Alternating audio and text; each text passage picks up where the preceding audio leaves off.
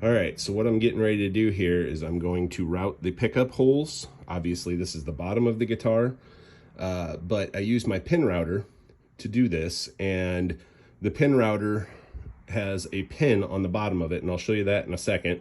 And then the router bit comes from the top.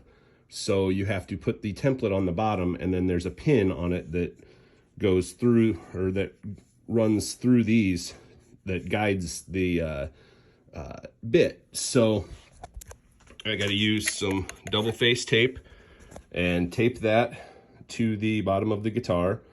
And then while this is taped to the bottom of the guitar, I'll also do the countersink for the control cavities, because that's all going to have to be done also. So I will do that, and then after I'm done with that, I'll get the routes cleaned up in the pickup or the electronics cavity, and make sure this hole is big enough for the switch, which I believe it is, and we will go from there. All right, this is my pin router. No clue what brand it is. Picked it up off of Craigslist. Looked for one for a long time. Found this one for $50. And it's had a almost brand new motor on it. I have my leveler here, and just want to make sure your table is level that way and level that way, and it's close enough for what we're doing it.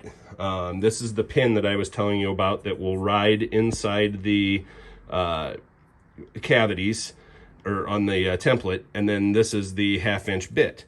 It's just a 1/2" end mill that is actually designed for steel, but it works really well for doing guitar stuff. So now I will get the template all taped up and bring you over here to the pin router and put you on a time lapse and show you how it goes.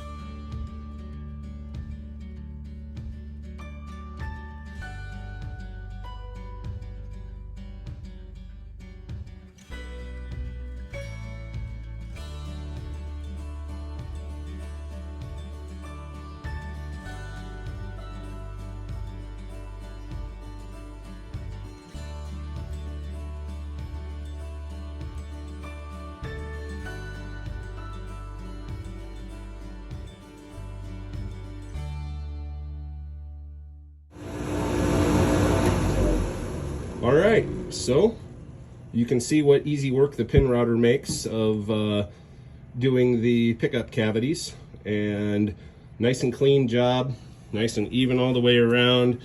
You can really, where the wood got a little heated up, you can really see where the flame is and the maple going through it. But yeah, so anyway, my next step will be I'll use a hand router with a bearing guided bit and countersink that a little bit and countersink that a little bit for the covers, and then it's going to be time to do some other stuff to this. All right, so I still got to put binding on the fretboard, and we have to put a veneer over the face of the headstock, but you can kind of see what it's shaping up to look like.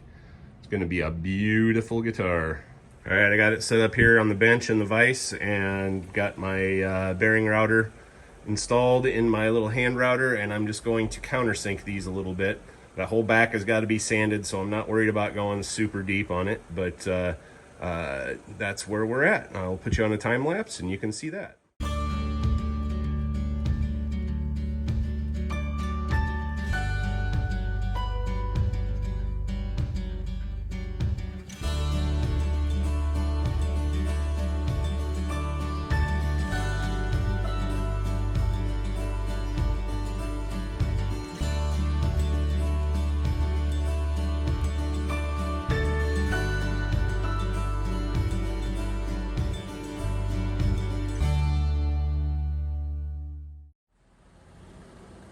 All right, so we've got our holes. Oop, I moved you there, sorry. Let's get you back here on focus. We've got our holes cleaned up and we've got our areas countersunk. Now comes the hard part of getting this tape to release. Sometimes it doesn't like to release. That time it actually released really good. But now you can see we've got our recesses for our cavities, and a lot of sanding to do now. Next thing I'm going to be doing is, unfortunately, it looks like the pin from the pin router kind of ate into the body there a little bit on that when I was doing that pickup carve, but that's fine because it's all got to be sanded, and that can be sanded out. Anyway, the next step, I've got to make the comfort carve here that Gibson does now.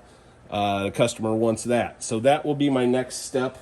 That's going to be for another video because I don't have, I'm going to use my angle grinder, and I don't have my flapper wheel here today for that. So anyway, thanks for watching, guys, and you have a great day.